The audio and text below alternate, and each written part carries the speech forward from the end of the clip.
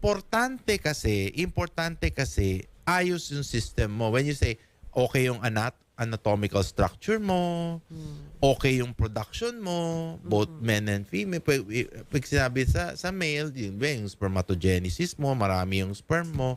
Sa female, okay naman. It's about time. Kasi pag may edad ka na, ang ano mo kasi dyan, yung part and parcel of it is yung stress and anxiety and all those May stuff. effect yun.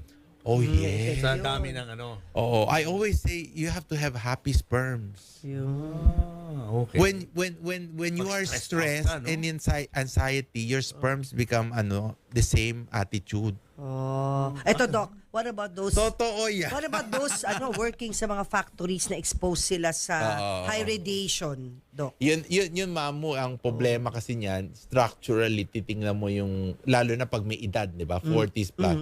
Kailangan magpa-check